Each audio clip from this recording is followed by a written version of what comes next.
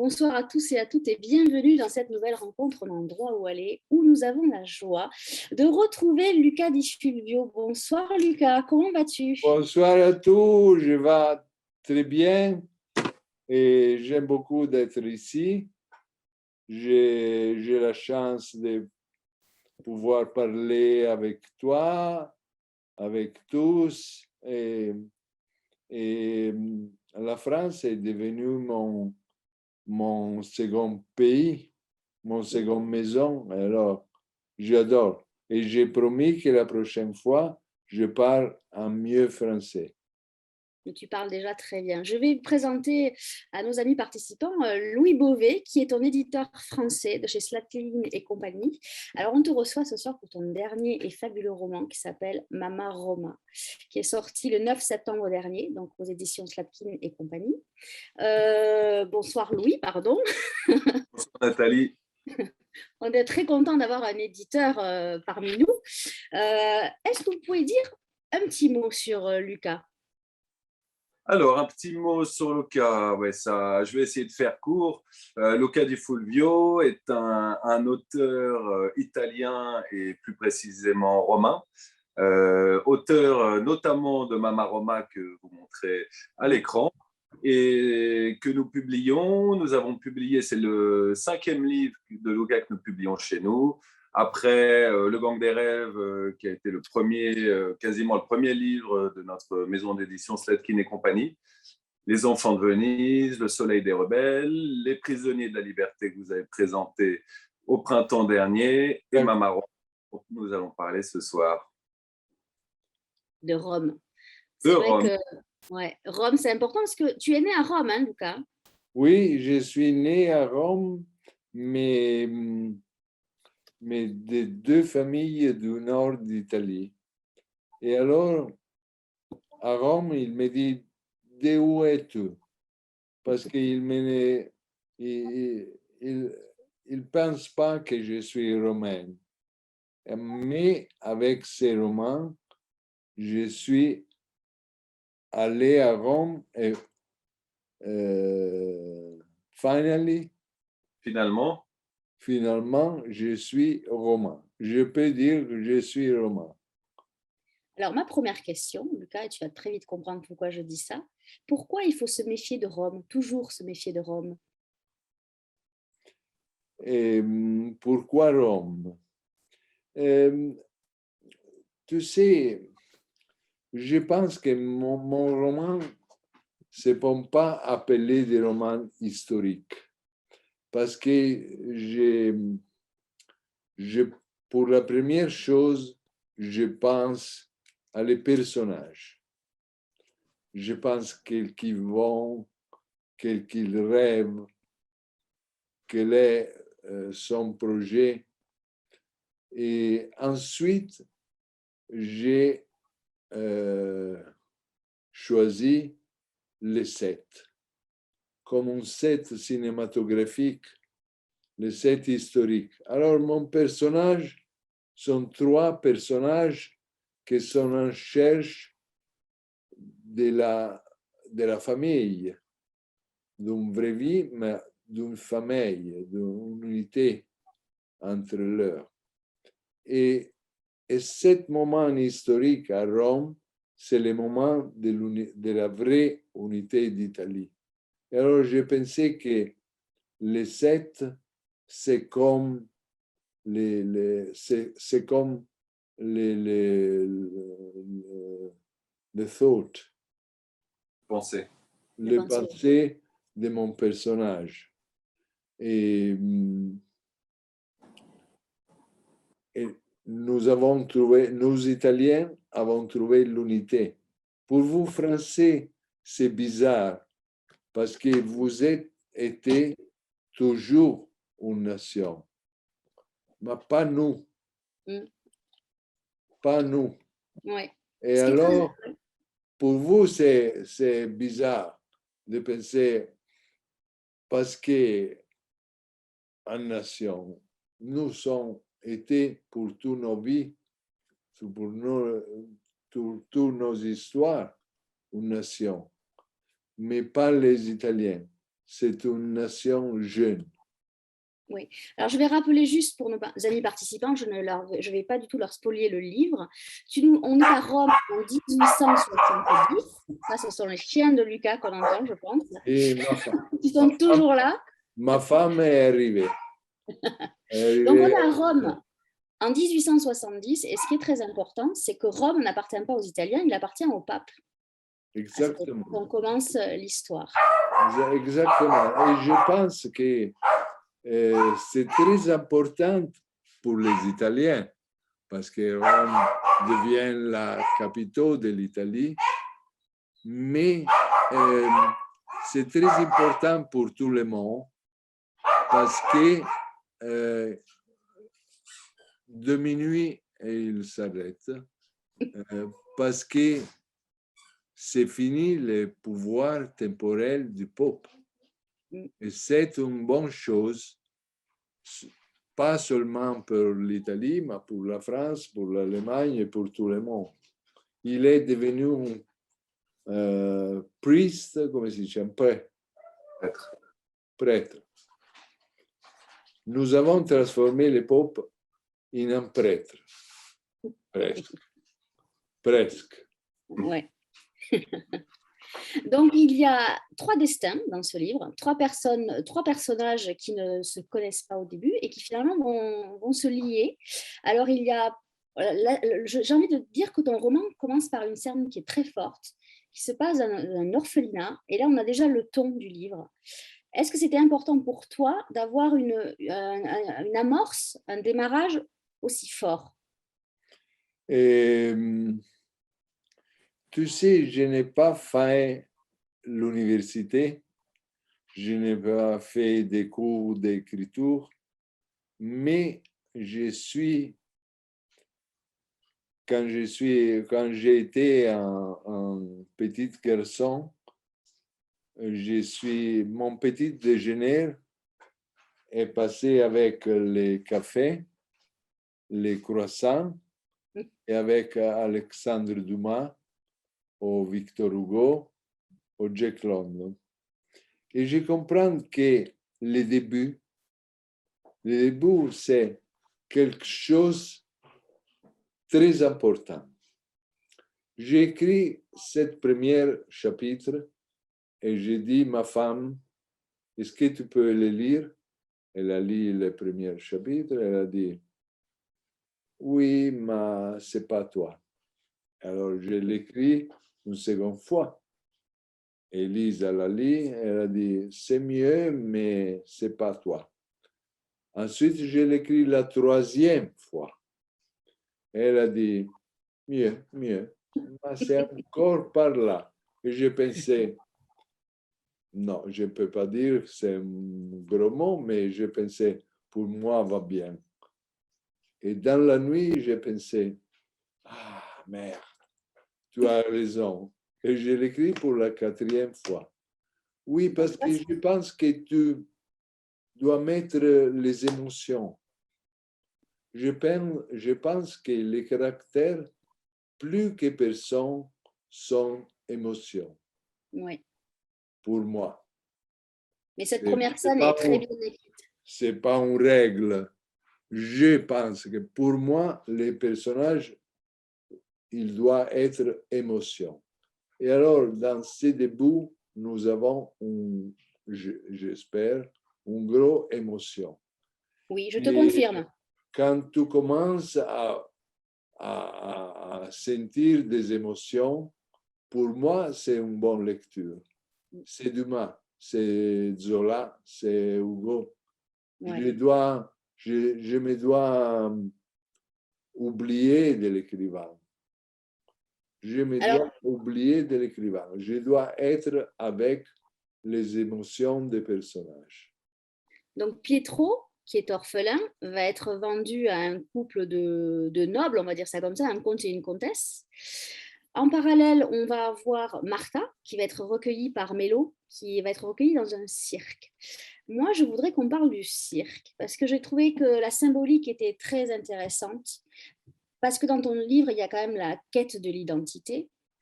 Et je pense que ce n'est pas par hasard que tu as choisi le cirque, puisque dans le cirque, ils sont tous soit orphelins et ils se sont recréés une famille. Moi, je voudrais que tu nous parles du cirque. Est-ce que le cirque est très important pour toi? Et qu'est-ce qu'il Exactement, représente? exactement, tu as raison. Sont une famille des orphelins et sont une famille mixte, mixée et mélangée et sont une famille d'artistes.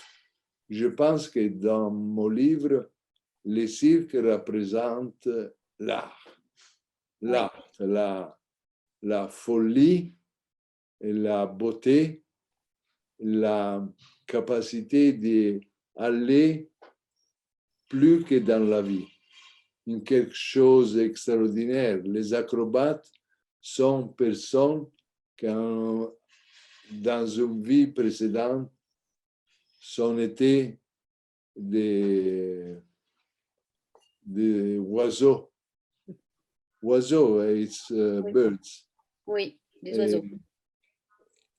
Et alors, et dans les cirques, c'est pas vrai toujours, mais dans mon cirque, les animaux sont très importants parce qu'ils ne sont pas différents de l'humain, de l'homme. Et alors, c'est un petit peu, si nous voulons user cette parole qui est abusée, c'est un petit peu écologiste parce que c'est la nature, c'est l'homme avec les animaux tout ensemble. Et il peut parler, tu peux parler avec les animaux. Il y a quelque chose qui est très intéressant aussi, c'est que tu fais dire à Mélo, il dit à Martha qu'en fait, elle n'appartient à aucun lieu, c'est une fille du cirque. Ça, c'est très fort. Ça, c'est très fort parce qu'ils sont comme des nomades. Et le cirque, c'est le seul lieu où ils sont une famille.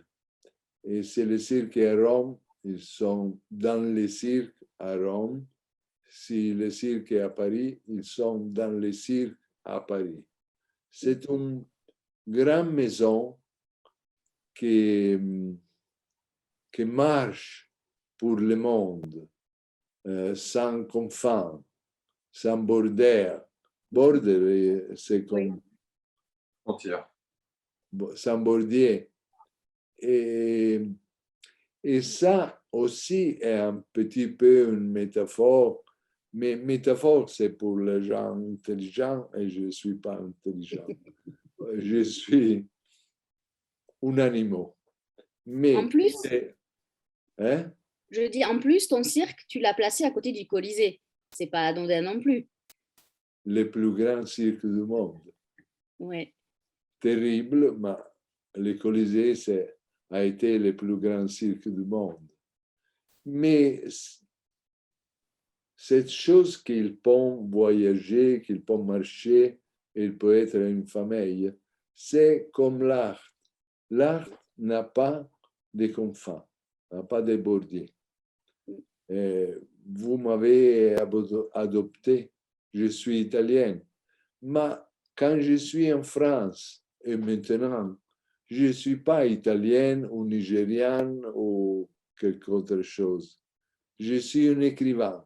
Et alors, mon livre m'a permis d'être adopté par les Français et par tout quel.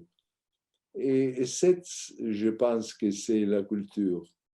Je ne veux pas user la parole art parce que je pense que l'art, c'est quelque chose de plus haut. Nous le verrons en 200 ans. Si je suis encore dans une librairie, il est un petit peu d'art. Mais je ne pense pas de vivre autre de 200 ans, so je m'en fiche. Et donc, en parallèle de Martha, il y a Pietro qui va partir avec la comtesse. Alors, je ne vais pas dire pourquoi, nos amis le découvriront en lisant ton livre. Ils vont aller à Rome, ils vont tous se croiser. Et Pietro, lui, il va faire une rencontre avec un appareil de photographie. Donc ça aussi, c'est un art. Et il y a des choses très intéressantes que tu lui fais dire, c'est-à-dire qu'avec une photo, on ne peut pas mentir. C'est-à-dire que c'est un appareil de vérité. Donc il va découvrir la photo et on va lui donner un appareil photo. Là aussi, je ne dis pas pourquoi, dans quel contexte. Est-ce que l'appareil photo, c'est une armure ou c'est une arme? Armure, qu'est-ce qu'elle veut dire? Tu sais, les chevaliers, ils ont des armures, ils ont des carapaces pour se Ah oui, protéger. oui, oui, oui, oui. Oh, c'est une arme. Je pense que ce n'est pas une armure et ce n'est pas une arme.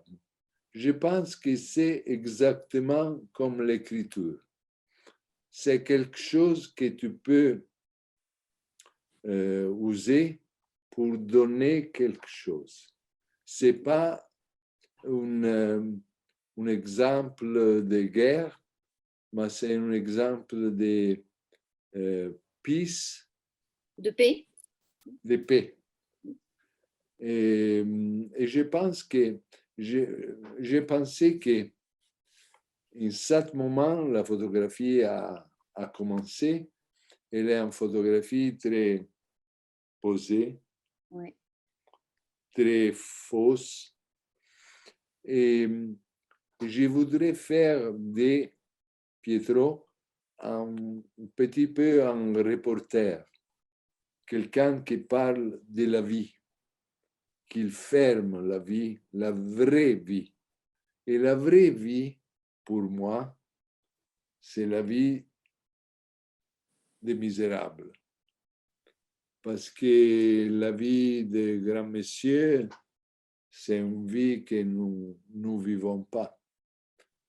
Mais la vie des misérables, la vérité, c'est comme l'écriture. Tu peux montrer quelque chose et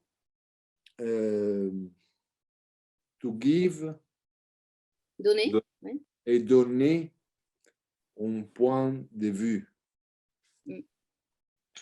Et Moi, je le voudrais qu'on... lecteur décider si c'est un point de lecture qu'il aime ou il n'aime pas.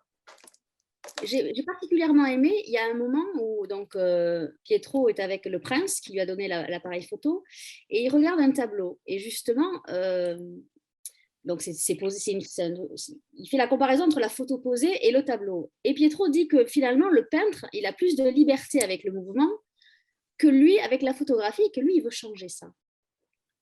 Oui, oui, parce que nous avons des exemples extraordinaires dans la peinture. Tu peux faire ce que tu veux. Et il veut être aussi libre, aussi libre de montrer les choses.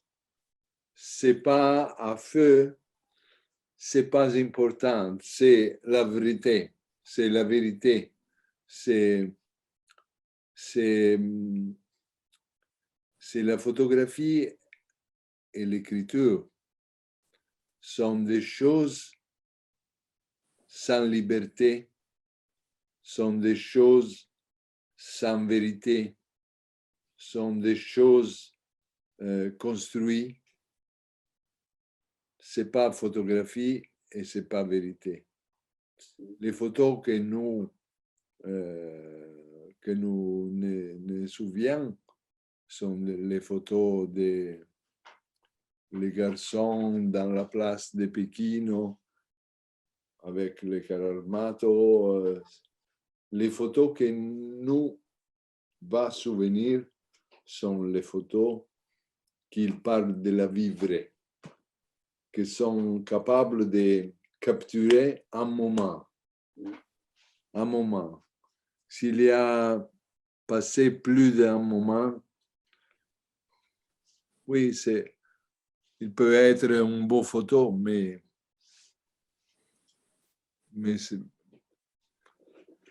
je m'en fiche. Je personnellement m'en fiche. Non, que c'est pas vrai parce que nous avons, Bresson-Cartier, il a fait des photos extraordinaires. Mais dans ces romans, je parle de la vie, je parle de l'espoir d'être une grande famille, d'être un peuple uni. Oui. Et alors, quelle est la différence si tu es gouverné par un peuple ou par un roi? La différence, c'est si tu peux aider les misérables. Justement, les Misérables sont présents dans ton livre puisqu'il y a un personnage, c'est un Français, il s'appelle Henri, alors je ne sais pas si je vais bien le prononcer, je ne sais pas si c'est Béras ou Béra, qui est lieutenant et qui lui aurait aimé être éditeur. Et il a une passion avec les livres, il a aussi une autre passion pour la comtesse qui n'en est pas une finalement, comtesse, mais ça, je laisse nos amis participants le découvrir plus tard. Il y a un fond assez symbolique, moi, dans ton livre que j'ai trouvé, c'est-à-dire qu'il y a 3 orphelins qui sont recueillis par Rome. Et ça m'a fait penser à la Louve, à Romus et Romus. Bon, ils sont que 2, mais là, ils sont 3. Donc, la symbolique est assez forte. On parle littérature, on parle de Nous devons l'histoire. mettre, nous devons mettre de lup. Oui, oui. Donc, on parle aussi, il y a un fond historique, puisque Martha va s'engager en politique. Et ça, c'est intéressant, parce que finalement, c'est l'artiste qui s'engage en politique. Et c'est finalement le plus révolutionnaire, Pietro, qui lui se range un peu, il devient spectateur, comme tu l'as dit, reporter. Et la comtesse, elle a plus d'aspérité vers la République. Donc c'est intéressant, Oui, ça aussi. oui, oui, oui. Pour la exacte prononciation de le nom Henri Bérat, nous devons Oui. demander lui. Les deux peuvent se dire. C'est à votre conviction. Parce que je dois te raconter que c'est un hommage à mon autre éditeur, Henri Beauvais, parce qu'une fois, nous sommes à Paris et il m'a montré la statue d'un zouave et il a dit, nous avons un rire de les zouaves en France quand vous arrivez les carabinières à Rome. Et alors, le nom de mon éditeur, c'est Henri. Et moi, je ne peux pas écrire Beauvais. Mais le grand-père d'Henri s'appelle Bérat. Et alors, c'est un hommage à mon éditeur et ami. Parce que c'est une chose extraordinaire.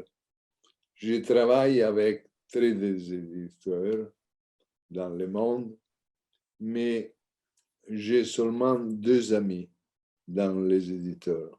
Un est lui et un est Henri. Ils sont des amis. Et alors, et alors je voudrais qu'il faut l'éditeur. Moi, je voudrais justement parler de tes éditeurs qui ont fait quelque chose de fabuleux. Louis, je trouve ça génial. À l'intérieur, il y a un petit fascicule où Luca vous emmène, il y a le plan de Rome, alors je ne sais pas si on le voit bien, et il vous emmène à l'intérieur, dans les chapitres, il y a des lieux qui sont décrits, et toi, tu expliques très bien tous ces lieux. Donc ça, je trouve ça génial. Comment vous avez eu l'idée, Louis, de faire ce petit fascicule? Ben, on voulait vraiment faire de Rome, et enfin, Luca l'a fait, un personnage principal, et on avait vraiment envie de partager le Rome de Luca avec ses lecteurs, puisque ses lecteurs ont une vraie affection, une affection vraiment particulière pour Luca. Et donc, on a voulu mélanger un petit peu des lieux de l'intrigue, comme vous le dites, Ouais. avec des lieux de la vie de tous les jours de Luca. Donc, il y a plein de petites surprises. Et puis, si les lecteurs vont en voyage ou en week-end à Rome, ils sauront que visiter grâce à ce petit guide. C'est clair. C'est une très belle Et, visite à Rome. et c'est une idée géniale pour moi. C'est pas moi, alors je peux dire génial. Je n'ai pas eu cette idée, mais ils sont très, très créatifs parce qu'ils ont fait ça ils m'ont fait dessiner la couverture des romans jeunesse. Ils sont des éditeurs qui ils pensent. Alors justement, là, c'est quoi sur la photo? Qu'est-ce qu'on voit sur cette photo? Ça se trouve où exactement, la photo là, de la couverture? La photo, Ouais. c'est le Tevere, Mmh. c'est comme la Seine, il traverse Ouais. Rome.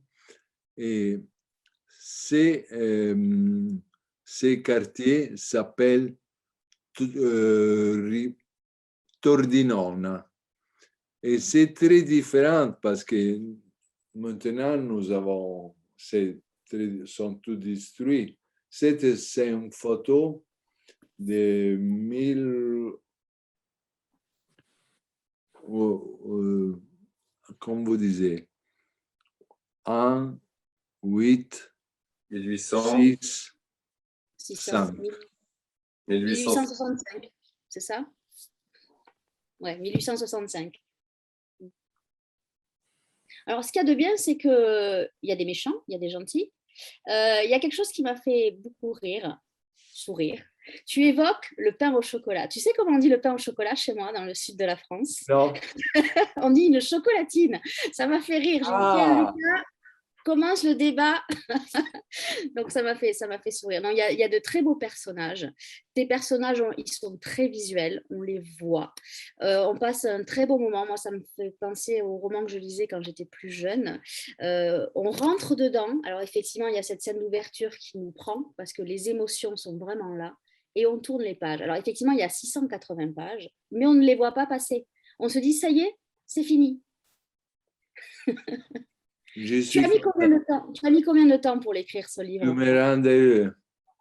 C'est parce que c'est le plus beau compliment qu'un écrivain peut recevoir. Donc, tu as mis combien de temps pour l'écrire? Je sais que j'ai écrit des grands pavés. Et je sais mais... que les lecteurs ils ont peur. Ils ont peur. Oui, un petit peu. Quelqu'un, oui. Les plus jeunes sont terrorisés. Mais qu'est-ce que tu me dis? C'est très gentil et je suis très content. Mais tu ferais des romans plus courts, on ne serait pas content parce qu'on se dirait qu'il n'y en a pas assez. Là, je trouve que le dosage est quand même bien. Je ne sais pas ce qu'en pense l'éditeur, mais... Tout à fait d'accord. On est déçu quand c'est fini, donc on en voudrait encore plus. Ouais, c'est ça. Le prochain, si tu pouvais nous faire 1200 pages, Lucas, ce serait parfait. Je m'excuse, les prochains sont seulement 600, c'est 600. 600 en italien, qui veut dire 800 en français. Parfait. Je m'excuse. Ah non, c'est très bien. Moi, avant d'oublier, je voudrais quand même qu'on salue Elsa Damien qui a fait cette magnifique traduction. C'est ta traductrice officielle, c'est ça? Damien est extraordinaire. Je parle comme tu écoutes le français, alors je ne peux pas dire si c'est une bonne traduction ou non.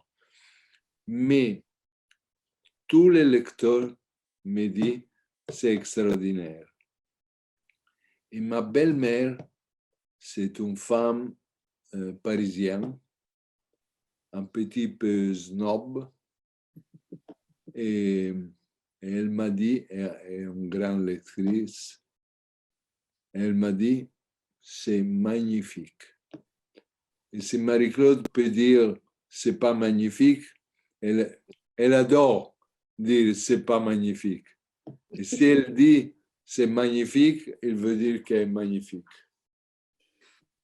Moi, je pense qu'elle est une des plus grandes traducteurs italiennes. Je pense qu'elle est une poète. Avant que Frédéric revienne pour les questions, j'en ai juste une dernière. C'est quoi se faire aspirer par son passé?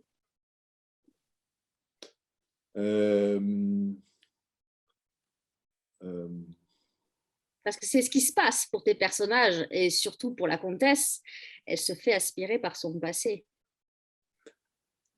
Je n'ai pas compris bien. Alors, comment on pourrait traduire? Par rapport au passé, à moins que Louis ait une bonne Je regarde traduction. aspirer, je sais, je vais regarder tout de suite, je vais trouver. Est-ce que tu me le peux dire en anglais, Louis? When you past come back, but not exactly that, but they are dealing with their past and they never can go forward without it. Ok. Et, ce que tous nous devons faire les comptes avec le passé, et parce que le passé, c'est une leçon qu'il y a des fois que nous font pas l'apprendre. Et alors, le passé, c'est quelque chose qu'il sert nous pour apprendre. Et tu dois les regarder et tu dois les supérer. Parce que le passé est extraordinaire s'il est quelque chose de vivre. Si le passé, c'est quelque chose qui t'aide à aller avant, c'est extraordinaire. Si le passé, c'est quelque chose qui te ferme là, alors c'est un bordel. Bordel, c'est pas un gros mot. Non. Je peux le dire. Oui, tu peux le dire. Donc, Frédéric, je vais te laisser la main pour les questions. Juste avant, j'ai une petite surprise. Ah. 5 mars 1870, Royaume d'Italie, au Lingot, commune de Novare. C'était une troupe, misérable et crasseuse. Ils étaient maigres, secs, le teint blafard, couleur de cire. Sur leur visage, leurs mains et leurs chevilles, on voyait les marques rouges des piqûres de puces qui infestaient leur lit de camp. S'ils n'avaient pas été aussi jeunes, on les aurait traités d'épaves. Or, ils avaient entre 4 et 17 ans. Ils étaient tous vêtus de manière identique, avec sur le dos le même uniforme, répugnant et rapiécé 1000 fois. 100 gamins misérables et crasseux, alignés dans la cour boueuse du Reggio Istituto, disait Michele Archegallo à Olango, tremblant de froid et de faim, tremblant à cause des maladies respiratoires et aussi, en cette journée si particulière, sous le coup d'une émotion très spéciale. Le ciel bas, gris et tellement compact qu'il semblait pouvoir être coupé au couteau, pesait sur eux comme une malédiction, comme un poids sur leurs épaules, dont ils ne se débarrassaient jamais. À part l'un d'entre eux, si, ce jour-là, il rencontrait une chance de sa vie. Voilà pourquoi ils remuaient tous imperceptiblement leurs lèvres gercées. Ils murmuraient tous à l'unisson, comme une rengaine sans espoir, comme un rosaire sans foi, avec la passion dénuée d'ardeur de ceux qui ont grandi dans un monde où le mot chance n'a jamais été écrit, en s'adressant au Dieu qui ne s'était jamais occupé d'eux. Fais que ce soit moi, fais que ce soit moi, fais que ce soit moi, fais que ce soit moi celui qui aura ce destin exceptionnel. Petit passage, tout petit passage. Merci Frédéric. Merci Voilà. Frédéric. Je voulais que vous entendiez la langue de Luca Oui. et de cette façon dont il vous attrape le cœur direct, dès le début comme ça, parce que c'est très important. Et la première question, ça sera celle de Laurence, et elle va bien avec ce qui vient d'être dit. Comment ils viennent, ces personnages? Comment tu les entends à l'intérieur de tes oreilles? Ok. Ciao Laurence. Je dois étudier avec lui une réponse à cette question qu'il me fait ressembler un homme intelligent et un vrai écrivain. Mais au moment, la vraie réponse, c'est je ne sais pas. Je ne sais pas. Il arrive. Il y a un mot. Il y a quelque chose dans l'air. Il y a... Je pense qu'un écrivain, c'est comme une radio qui écoute qu'est-ce qu'il y a dans l'univers. Et alors, il y a un moment qu'un homme arrive et te dit quelque chose, et un autre homme te dit quelque chose. Si tu es là que tu parles moi, tu n'es pas écouté. Je pense qu'il arrive parce qu'ils sont là dans l'air, et je suis quelqu'un qui écoute les choses, et comme homme, je te dois dire que j'écoute les femmes. Belle déclaration. Ah, Et c'est si rare, les hommes qui écoutent les femmes. Toutes les femmes disent à les hommes, tu ne m'écoutes pas. Oui, c'est vrai. C'est vrai. Alors, peut-être... je suis un homme qui écoute. Je ne suis pas un bon homme, je ne veux pas dire, mais je suis un homme qui écoute.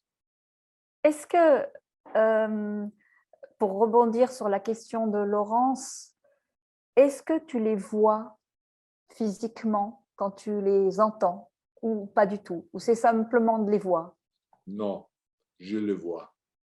Je les vois et je vois chaque particulière des personnages.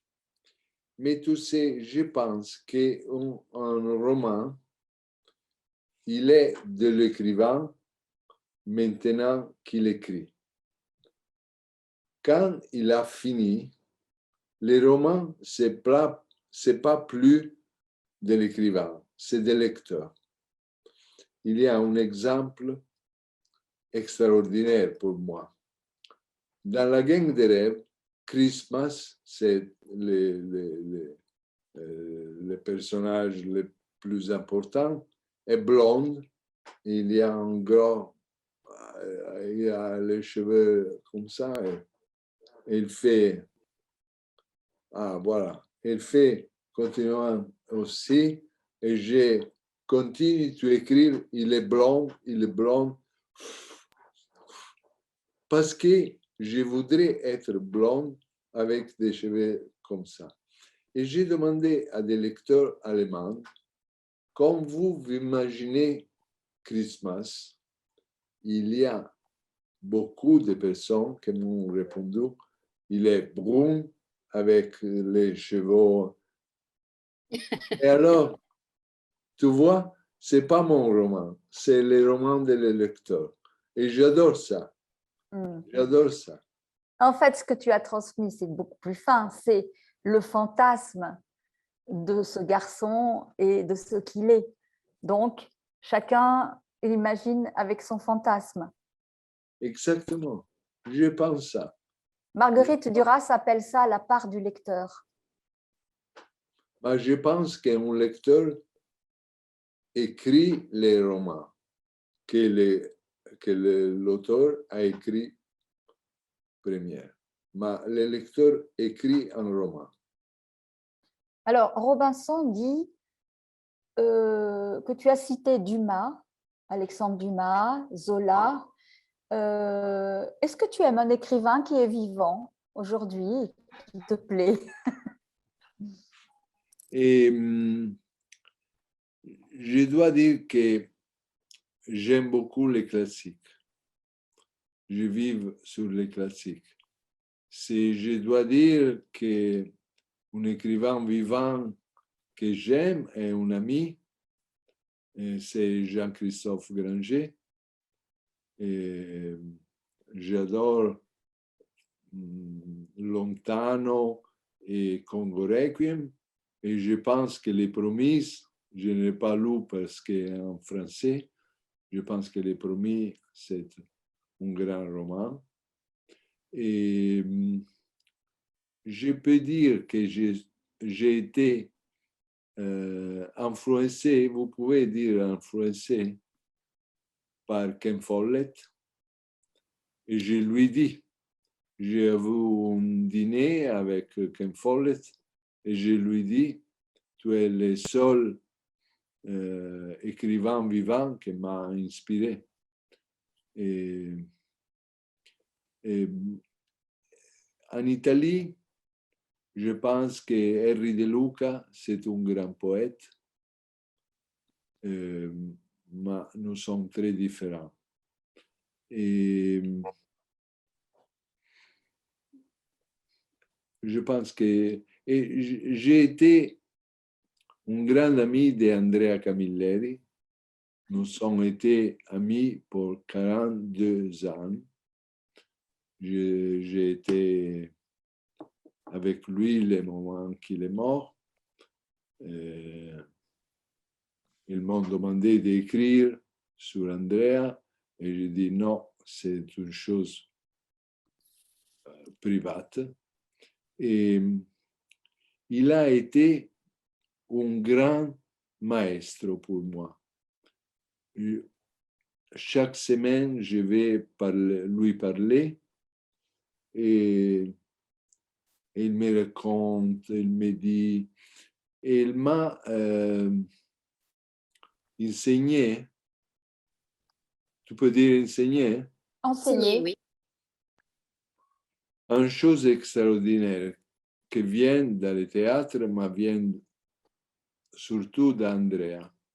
Il m'a dit, quand tu écris, spécialement les dialogues, tu as été un acteur.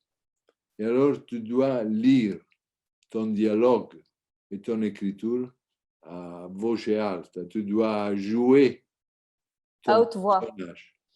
Oui. S'il fonctionne, si tu peux le jouer, c'est beau l'écriture. Si tu ne peux pas le jouer, tu dois changer. Et c'est une grande leçon. C'est une très bonne remarque, oui. Oui. Tout de suite, les dialogues qui ne fonctionnent pas, c'est pathétique quand on les lit à haute voix. Alors, il y a c'est Pierre qui demande, est-ce que vous avez déjà vécu dans un cirque ou est-ce que c'était un rêve de petit garçon? Mais sûrement, c'était un rêve de petit garçon. Mais j'ai vécu, tu peux dire, Vécu. Oui. j'ai vécu dans une merveilleuse compagnie théâtrale quand j'ai été jeune, les Living Theatre. Ils sont une compagnie merveilleuse. Nous vivons tout ensemble et c'est un petit peu un cirque. J'ai expérimenté cette famille alarguée. Et vous étiez comédien avec cette compagnie? Oui, oui, j'ai commencé à faire les comédiens. D'accord. Donc, en fait, il y a une expérimentation qui a été faite de se glisser dans un personnage, comme vous faites avec les personnages des livres. Exactement. Exactement. Et je pense que le théâtre j'ai appris beaucoup avec le théâtre. Il y a Hélène qui demande, est-ce que vous êtes surpris par vos personnages? Est-ce qu'ils vous changent dans la vraie vie? Et si j'ai bien compris, maintenant que j'écris, le personnage me surprit toujours parce que je l'écoute. Et alors, tu peux penser avec la tête, ils ont à faire 7. Mais les personnages, si tu l'écoutes, vont faire ce qu'ils vont faire. Et alors, il me surprit, oui, il me surprit beaucoup. Et c'est ça la question, j'ai répondu ou pas? Oui, c'est tout à fait ça. Et l'idée, c'est de savoir, je pense, si une fois qu'on a écrit un livre et qu'on a rencontré des nouveaux personnages, est-ce qu'on est changé par le livre? Est-ce qu'il vous change dans votre vie privée, personnelle? Est-ce que la rencontre avec les personnages, ça change des choses pour vous Oui, après? tu sais, je pense que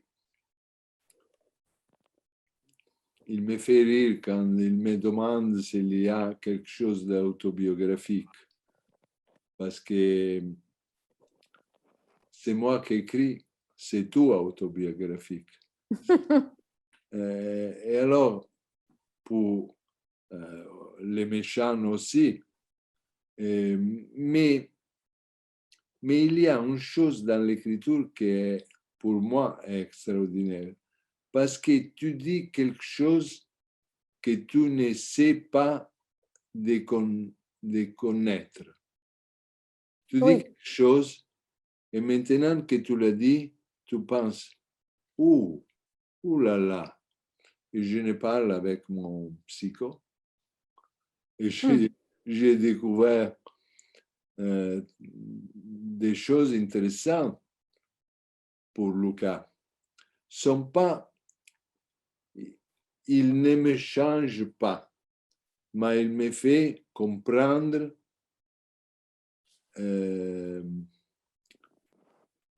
qui je sais, qui je suis vraiment. C'est un peu ce que disait Hubert Nissen, le fondateur d'Actes Sud. Il disait « J'écris pour savoir ce que je ne savais pas que j'allais écrire. » Exactement. Exactement. Mais c'est dans toi. Oui. C'est dans toi. C'est pas quelque chose d'étranger. C'est toi, mais tu dois les découvrir. Est-ce que les personnages viennent tout de suite quand un livre est fini? Est-ce que, par exemple, là, il vient de sortir, celui-là, Mama Roma, est-ce qu'il y a des personnages déjà qui sont là et que vous écoutez, ou est-ce qu'il y a un temps de repos? Il y a un temps de repos, mais il n'y a pas de règles. Ah. Il n'y a pas de règles parce que it happens. Les choses arrivent. Les choses arrivent et je ne peux pas décider quand il doit arriver. Et alors, il y a des mois qu'il n'arrive rien et j'ai encore pas mis la parole fin à un roman que quelqu'un arrive et me fait Lucas, Lucas, je suis ici, je te vais dire une histoire. Un moment, s'il te plaît. Un moment, c'est pas ton tour. Je dois finir ce roman. Ils sont très mal élevés, en fait. Si, brava, ils sont mal élevés. Alors, je n'ai plus de questions, Nathalie. Peut-être en as-tu une encore? Une dernière. Est-ce qu'un jour, Lucas, tu reviendras au roman noir? Parce que je sais que tu as écrit un roman très noir. Est-ce que tu reviendras à ce style-là? Tu sais, je pense que j'ai eu la chance d'avoir deux vies dans ma vie d'écrivain. Une première vie que c'est un petit peu une merde. Mon noir ne sont pas bons, je dois le dire, sont pas bons. Et une vie après le gang, où j'ai compris qui je veux être. Et alors, je ne sais pas si je vais écrire un roman noir. Je sais que les romans que j'ai finis maintenant, c'est un grand procès dans l'Inquisition catholique avec une sorcière. Et les procès c'est un petit peu, pas per rimeso, mais c'est un petit peu en noir. Mais un petit peu, c'est pas difficile de comprendre qui est l'assassin. C'est pas mon métier. Parce que tu dois comprendre qui tu es. Et j'aime les rêves. J'aime les jeunes hommes. Parce que les jeunes hommes ne sont pas seulement un homme, un jeune homme ou une jeune fille, ça va. C'est pas quelqu'un qui a 18 ans. Moi, je suis un vieil jeune homme. Je pense que si tu peux rêver, tu es jeune. Si tu peux avoir des projets, tu es jeune. Mais certainement, c'est plus facile d'écrire un garçon ou d'une fille, un fils. Excusez-moi, j'ai dit garçon parce qu'en Italie, nous disons ragazzi, que sont les femmes et les hommes. Et alors, ce n'est pas un garçon et les filles. C'est plus facile parce que si tu écris d'un personnage de mon âge, tu dois écrire là, comme je suis arrivé ici. Un jeune garçon ou fille, il est comme une page blanche. C'est quelqu'un que tu ne peux pas penser trop à le passé et tu peux penser beaucoup à le présent et à le futur.